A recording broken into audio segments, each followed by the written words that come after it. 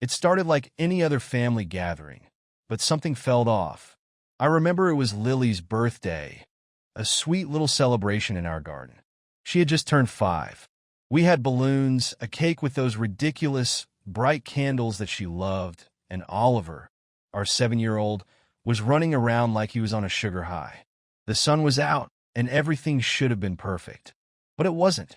Emma, my wife, looked distracted. You know that gut feeling you get when something's wrong, but you can't quite put your finger on it? That was me the entire day.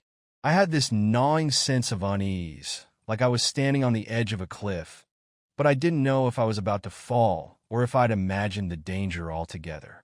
She was talking to Dave, a colleague from her marketing job. Emma's always had a lot of male friends, and I'd never been the jealous type. But that day, at Lily's birthday party, I saw something that was hard to shake off. Dave wasn't just chatting with her. They were exchanging looks. You know, those fleeting glances that say more than words ever could. It was subtle, but I noticed it. I always notice these things. I try to tell myself I was overthinking it. Maybe they were just laughing at an inside joke from work. Maybe they were just good friends. But something about the way her body language shifted when he came close made my stomach churn.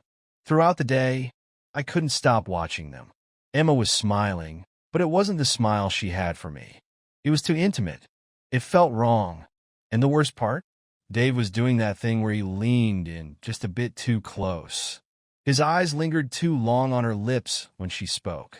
I kept thinking, am I being paranoid?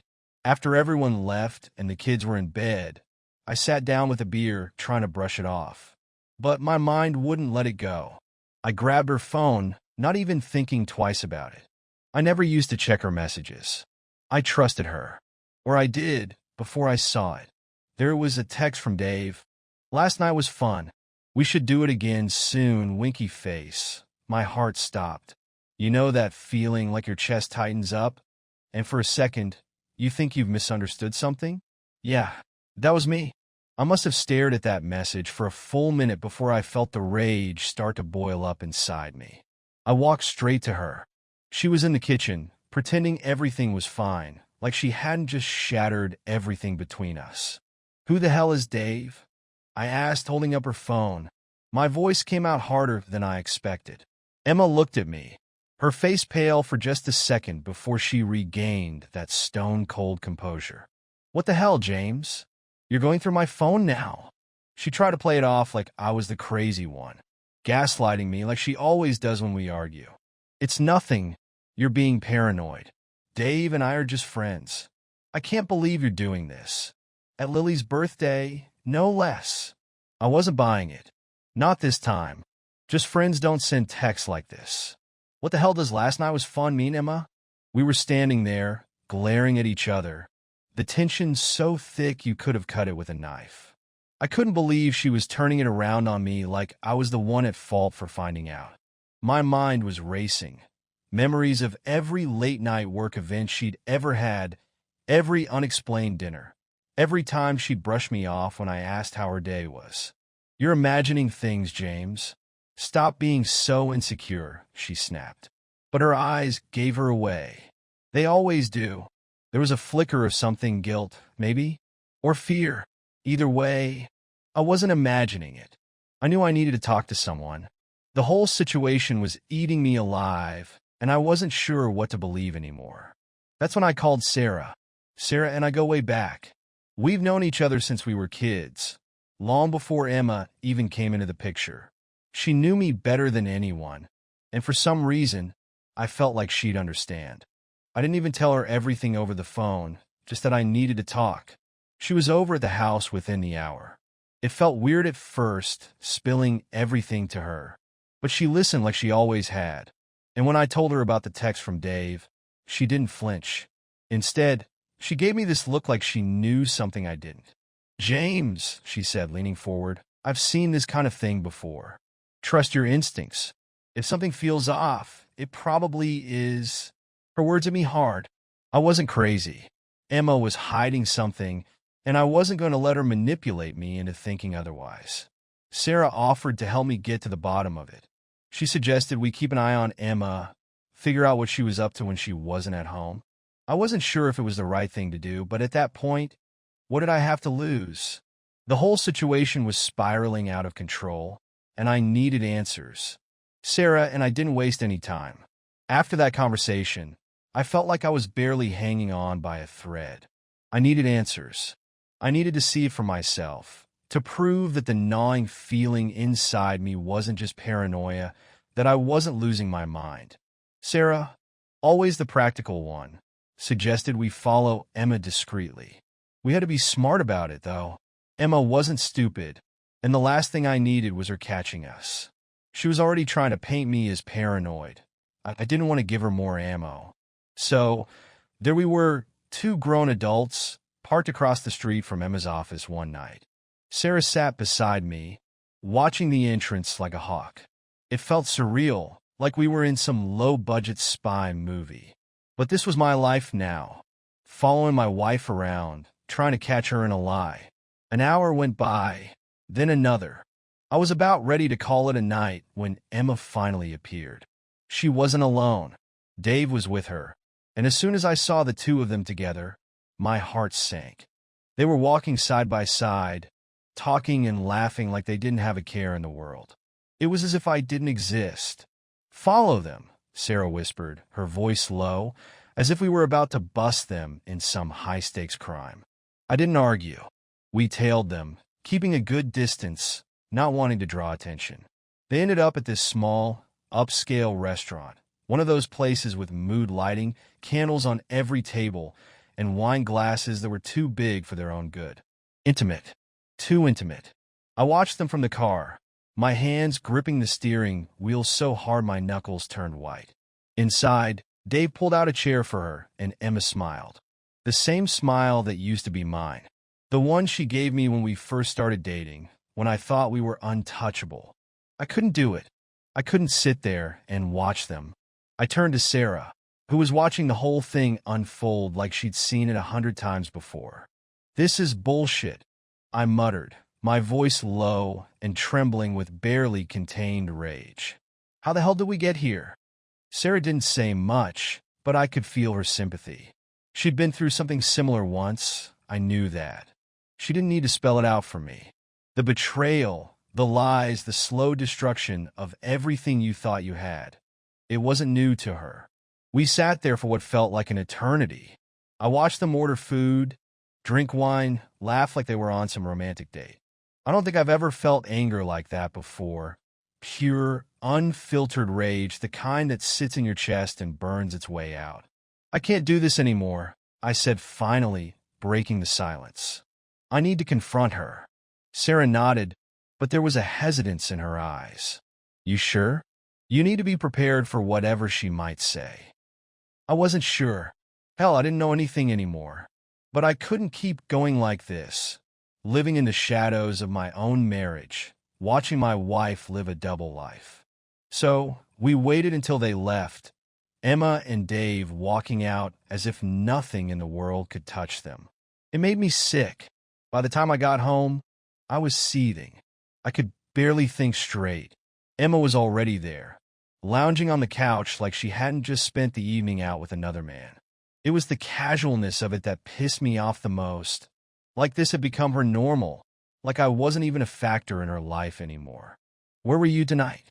I asked, not even bothering to hide the edge in my voice. Emma looked up from her phone, her eyes narrowing slightly. "Out with friends." "What's with the interrogation?" I could feel the anger bubbling up again. But this time, I wasn't going to let her twist things around. "Cut the crap, Emma. I followed you. I saw you with Dave." Her expression changed instantly. There was again that flash of guilt. But instead of owning up to it, she doubled down, just like I knew she would. "You followed me? Jesus, James, do you even hear yourself? That's insane. You've lost it." I wasn't backing down this time. "I saw you with him, Emma, at that restaurant. You can't keep lying to me." There was a long pause, the kind that makes your heart race, because you know what's coming next is going to change everything. She stood up slowly, crossing her arms like she was trying to shield herself from what was coming. "Fine," she said finally, her voice cold, detached. Yes, I've been spending time with Dave. But it's not what you think. We're not, it's just, I've been lonely, James. You've been so wrapped up in your work, in the kids, in everything but me. It was just an emotional thing. It wasn't supposed to go this far. The words hit me like a punch to the gut. Emotional affair. She said it like that made it better, like it was less of a betrayal because they hadn't gone all the way. But to me, it didn't matter. Whether it was physical or not, she'd crossed a line, and there was no going back from that. Just a fling? You're trying to tell me this was just a fling? I spat, my voice rising. We never slept together, she shot back, as if that was supposed to absolve her. It was just, I don't know, I was confused. I'm sorry, but her apology was hollow. There was no real remorse in her voice. She wasn't sorry for what she'd done. She was sorry she got caught. The fight went on for what felt like hours. Back and forth, accusations flying. I called her every name I could think of, and she threw her own barbs right back at me, accusing me of neglecting her, of not being the husband she needed. It was toxic, brutal. By the time it was over, I felt hollow inside. I crashed on the couch that night, unable to sleep, my mind racing. And in the middle of all that chaos, there was Sarah. She stayed with me, even though I didn't ask her to. We talked for hours, long after Emma had stormed off to bed. I don't know what to do, I admitted, staring up at the ceiling. It feels like my whole life is falling apart. Sarah nodded, her hand resting lightly on my arm. I've been there, James. It's not easy, but you'll get through this. We talked about the past, our old memories, the people we used to be before life got so damn complicated. Sarah opened up about her own failed relationship, how she'd been hurt before, how she understood the pain I was feeling. And as we talked, there was this tension between us, this unspoken thing that neither of us wanted to address. But it was there, and it wasn't going away. After the blowout with Emma, things got quiet between us. Too quiet. We were still living under the same roof, going through the motions for the kids, but it felt like a ticking time bomb. Every conversation was a minefield. Every glance filled with resentment. I knew Emma was still seeing Dave, and she knew I knew.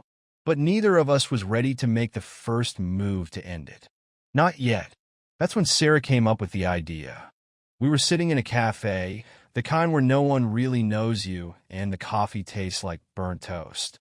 I was venting to her about the latest fight with Emma, another screaming match about trust, or lack thereof. You can't keep letting her walk all over you, James, Sarah said, her eyes narrowing. She's getting away with it, and she knows it. If you don't do something soon, this is going to eat you alive. I nodded, feeling every bit of what she was saying. But what the hell am I supposed to do? She's already checked out. I might as well be a ghost in my own house. A slow smile spread across Sarah's face, and for a second, I wasn't sure if she was serious or just messing with me. Make her jealous, she said, leaning in closer. Show her that you can move on, too. I stared at her. And how exactly am I supposed to do that? I'm not the one running around with a colleague. That's where I come in, Sarah said, her voice low and mischievous. We'll stage it. Something public. Somewhere she can't avoid seeing us together. It'll drive her mad. At first, I thought she was joking. But the more I thought about it, the more the idea appealed to me. Emma had played me for a fool, and I was sick of feeling powerless. I wanted her to hurt like I was hurting. I wanted her to know what it felt like to lose something you thought you had in the palm of your hand. We spent the next hour hashing out the details. There was a charity gala coming up in a few weeks, something Emma had been talking about for months. It was one of those fancy events where everyone was expected to show up looking like they had their lives together. Emma and I were both supposed to attend, play the happy couple for the sake of appearances. That's where we do it, Sarah said, her eyes lighting up as the plan came together. We'll make sure she sees us together. We'll flirt, laugh, and let her watch. I bet she'll lose her mind. It was risky. I knew that. But at this point, what did I have to lose? The night of the gala arrived faster than I expected. Emma was in full prep mode, trying on dresses, making sure everything was perfect. She barely spoke to me, and when she did, it was curt, like she was checking a box. I played along, pretending I cared about the event as much as she did. But all I could think about was what was going to happen that night. Sarah and I had everything planned to the last detail. We arrived separately but not too far apart. The venue was one of those massive ballrooms, chandeliers hanging from the ceiling, couples in tuxedos and gowns sipping champagne. It was the kind of place where people came to see and be seen. I spotted Emma almost immediately. She was wearing a sleek black dress, her hair done up in that way she always did when she wanted to make an impression. And then I saw Dave. He was standing right next to her, looking every bit the smarmy bastard he was. Just seeing him there made my blood boil, but I kept my cool. Sarah appeared at my side, looking stunning in a deep red dress that clung to her in all the right places. She smiled at me, that knowing look in her eyes that said, "Let's do this." We made our way through the crowd, stopping to chat with people here and there, but always making sure we were close enough for Emma to notice. And she did. I could see her eyes flick over to us, narrowing slightly as Sarah and I laughed a little too loudly, our bodies a little too close. I made sure to keep my hand on Sarah's back, guiding her as we moved through the room, the way I used to with Emma. It didn't take long for Emma to catch on. I saw her glance at me from across the room, her smile faltering for just a moment before she turned back to her conversation with Dave. But it was too late. The seed had been planted. As the night went on, I made it more obvious. Sarah and I danced together, her body pressed against mine, and I could feel the tension in the air. Emma watched from the sidelines, her face tightening with every passing minute. It was working. By the end of the night, I could see the cracks forming in Emma's composure. She was pretending not to care, but I knew better. I could read her like a book, and when she finally couldn't take it anymore, she stormed out of the ballroom, leaving Dave standing there, looking confused. But it wasn't over yet. The real twist came after the gala, when Sarah and I found ourselves outside, in the parking lot, away from the prying eyes of the partygoers. We were both riding high from the adrenaline of the night, from the game we'd played so well. "I think that worked," I said, my voice low, a grin spreading across my face. Sarah laughed softly. "Oh," she was livid. "Did you see her face when we were dancing?" We stood there, the cool night air wrapping around us, and suddenly, the tension that had been building between us for weeks came to a head. Without thinking, I pulled Sarah closer, our lips crashing together in a heated kiss that felt like the culmination of everything we'd been through. One thing led to another, and before I knew it, we were in the back seat of my car, tangled together in a passionate frenzy. It was messy, raw, and exactly what I needed in that moment. A release from everything, the anger, the betrayal, the confusion. For that brief moment, nothing else mattered but the two of us. When it was over, we lay there, breathing heavily, the windows fogged up from the heat of the moment. I didn't know what to say. I felt exhilarated, like I'd taken back control of my life. But at the same time, there was a gnawing guilt in the pit of my stomach. This wasn't just about revenge anymore. Things had gotten complicated. I didn't plan for that to happen, I said finally, breaking the silence. Sarah turned to me, a small smile on her lips. "Neither did I. But I guess things never go according to plan, do they?" She was right. Nothing was going according to plan anymore. I didn't expect Emma to react so quickly, but I should have known better. The morning after the gala, I could feel the tension before she even said a word. Emma was in the kitchen, staring into her coffee like it held the answers to whatever was brewing in her head. I knew it was coming. She'd seen enough last night to make her crack. But this time, I was ready. "Do you have something to tell me, James?" she asked, her voice eerily calm. Too calm. I sipped my own coffee, pretending not to notice the storm gathering behind her eyes. "What do you mean?" She slammed her mug down on the counter, the sound sharp and jarring in the quiet house. Don't play dumb with me. I saw you with her last night.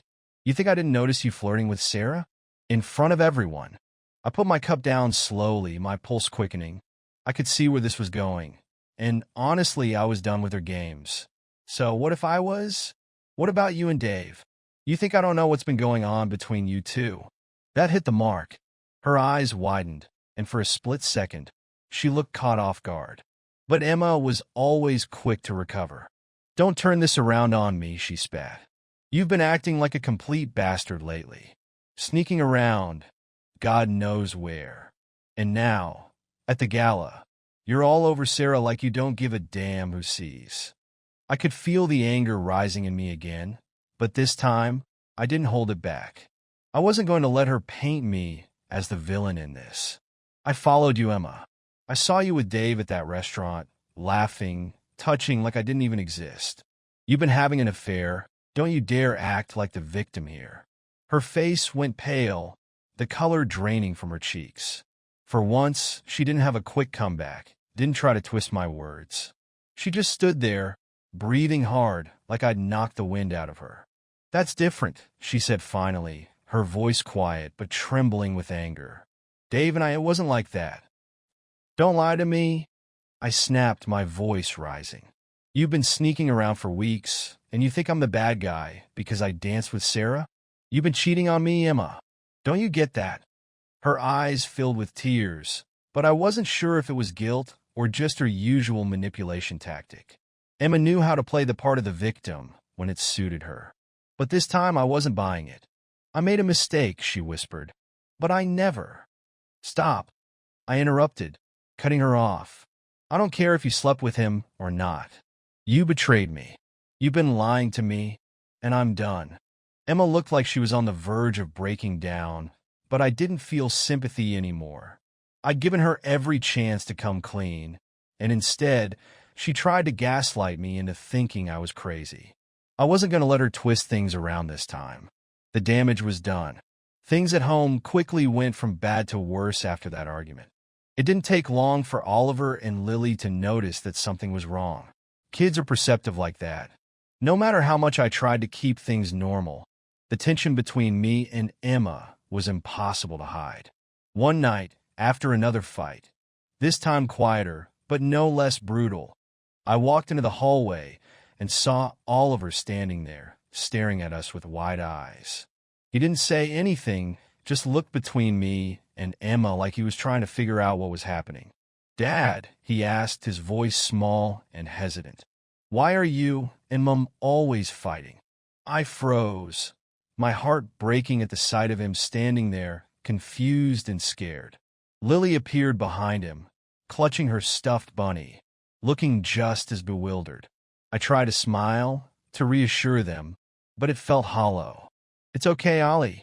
Sometimes grown-ups argue, but everything's fine. But it wasn't fine. It was far from fine, and I hated that they were getting caught in the middle of it. Emma was already gone, disappearing upstairs without a word, leaving me to deal with the aftermath. I knelt down, pulling both Oliver and Lily into a hug. I'm sorry, guys. I promise. I'm going to figure this out. But what the hell was I going to figure out?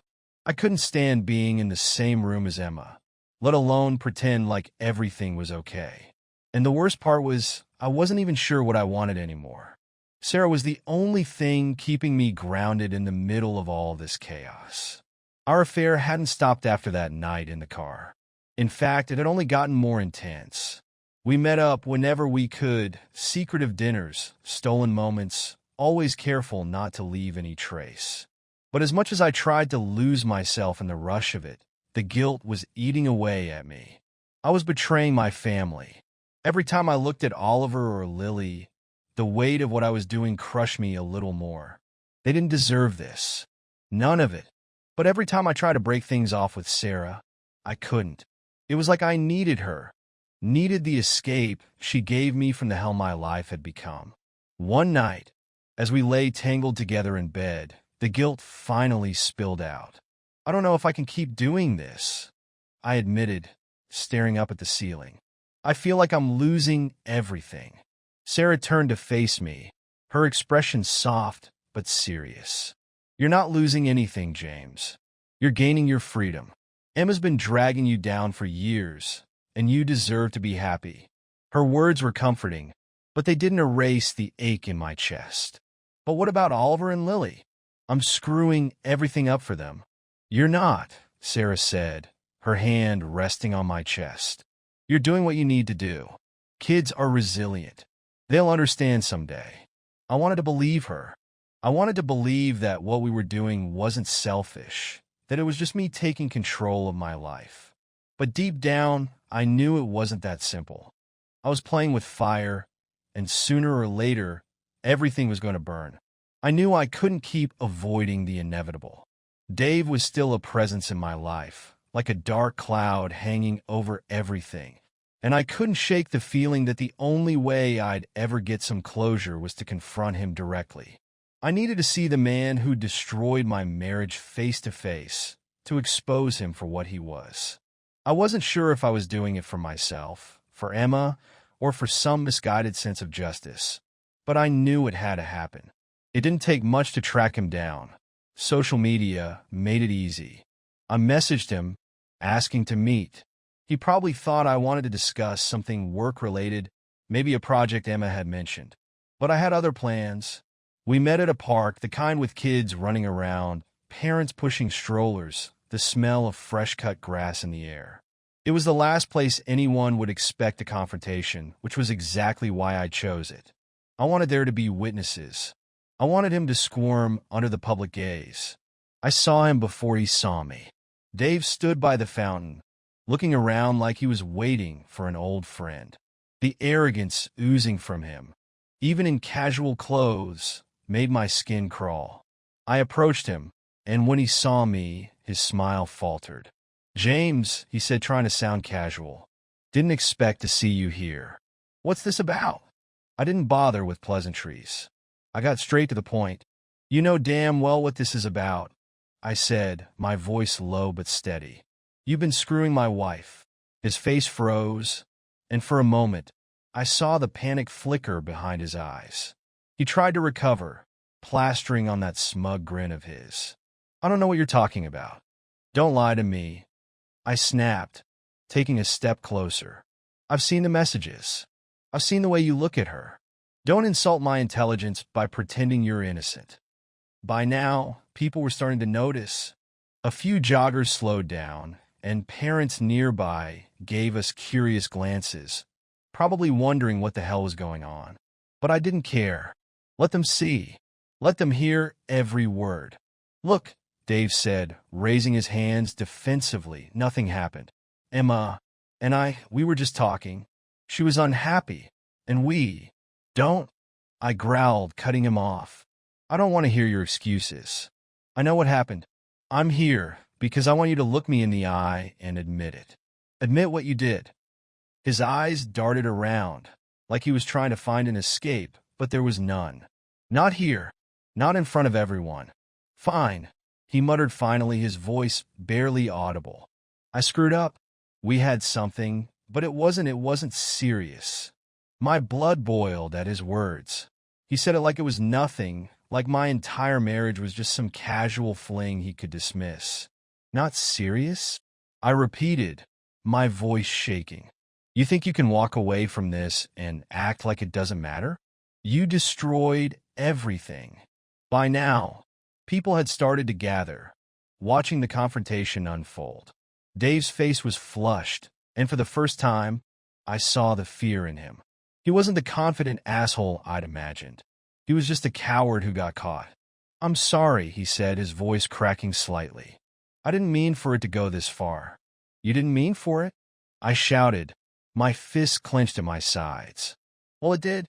And now, you're going to live with the consequences." Before I could say anything else, I saw her.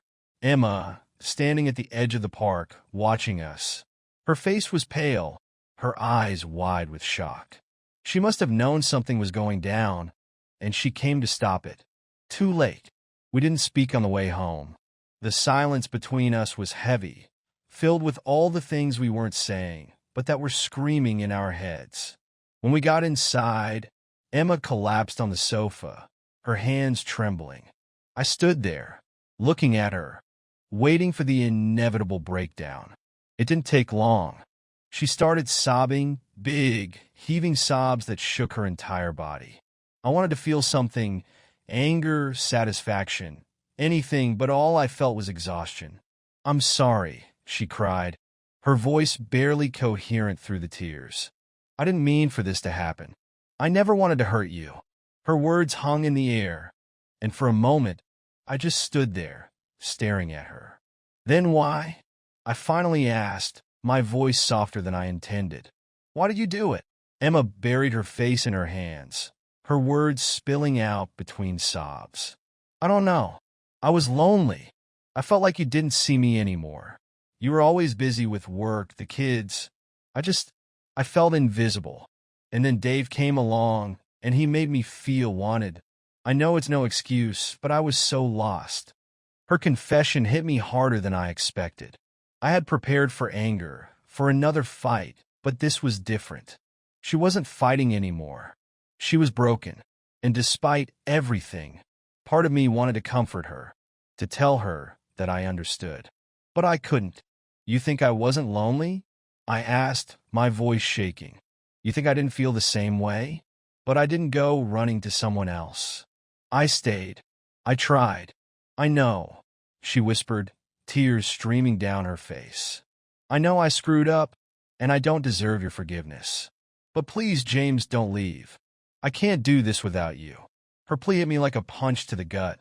She was asking for something I wasn't sure I could give. Forgiveness? A second chance? After everything? But I couldn't give her what she wanted.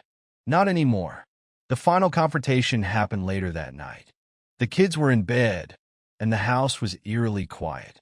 We stood in the living room, facing each other, and it felt like the weight of the entire world was pressing down on us. "I can't do this anymore," I said, my voice barely a whisper. "I'm done, Emma. I'm done with all of it." She stared at me, her eyes filled with desperation. "You don't mean that?" "I do," I said more firmly this time. "We've been falling apart for years. Maybe this affair was just the final push, but we were broken long before Dave showed up. I don't know when it happened, but it did, and I can't pretend anymore." Emma sank to her knees, sobbing uncontrollably. "Please, James. I'll do anything. We can fix this. We can go to therapy. We can—" "No," I said, shaking my head. "It's over. I'm not doing this for me, or for you. I'm doing it for the kids. They deserve better than this. Better than us." She was broken, completely shattered, but I couldn't help her. Not this time. I turned and walked out of the room, my heart pounding in my chest. As I reached the door, I saw Sarah standing outside, watching from a distance. She didn't say a word, but her presence was enough. I wasn't sure what came next, but I knew one thing. This chapter of my life was over. The house felt eerily quiet after Emma left. The finality of it hit me in waves. The first night alone was the hardest. Every corner of the house seemed to whisper memories of our life together, both good and bad. But those memories didn't carry the weight they once did. They felt distant, like echoes of a past I was slowly detaching from. I spent more time with Oliver and Lily, making a conscious effort to keep things normal for them, even though nothing felt normal anymore. We went to the park, had movie nights. I even tried cooking their favorite meals. And for the first time in a long time, I was present, really present. It wasn't easy. Every time I tucked them into bed, I felt the pull of guilt tugging at me for what they were going through. But I knew this was better than the toxic environment Emma and I had created. I tried not to think about Sarah too much, but that was impossible. After everything, she'd become a fixture in my life in a way I hadn't expected. What started as a plan for revenge had turned into something else, something neither of us had planned for. She'd been my rock through all of this, and I couldn't ignore the way things had escalated between us. But now that the dust was settling, I found myself questioning what came next. One afternoon, Sarah and I met up at a cafe, the same place where we'd come up with that insane plan to make Emma jealous. It felt strange being there again, this time with so much between us that hadn't been there before. We sat outside, sipping our coffees, the awkwardness hanging between us like a third person at the table. I've been thinking, I started, breaking the silence, about what comes next. Sarah looked at me, her eyes searching mine. Yeah, me too. The truth was things had gotten complicated. More complicated than I had ever anticipated. What started as an escape, a way to reclaim control over my life, had turned into something real. But now that the chaos was over, I wasn't sure if I was ready for what that meant. Do you regret it? Sarah asked suddenly, her voice soft but steady. I shook my head. No, I don't regret it. I needed you, Sarah, and I don't think I could have gotten through all this without you. Her expression softened, but there was a tension in her eyes. But, I sighed. I don't know if I'm ready for more. Not yet. The words felt heavy as they left my mouth, but they were true. I wasn't ready. My life was a mess, and the last thing I wanted was to drag Sarah deeper into it.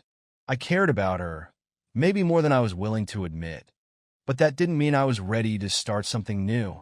I understand, she said, her voice calm but laced with sadness. I didn't expect you to have all the answers right now. But I need to know, is this just about you not being ready? Or is it something more? I didn't have a good answer for her. Maybe it was a little bit of both. Maybe it was the guilt I felt about moving on too quickly, or maybe it was because I wasn't sure if what we had was real or just something born out of the chaos. I don't know, I admitted. I need to focus on the kids right now, on rebuilding my life. I don't want to hurt you, Sarah. She nodded, looking down at her cup. I get it. I really do. But I also don't want to be someone's second choice. I don't want to be the woman you turn to just because you need comfort. The truth in her words stung. She was right. As much as I wanted to deny it, there was a part of me that had been using her to fill the void left by Emma. But Sarah deserved better than that. She deserved more than just being part of my revenge, more than being a crutch while I figured my life out.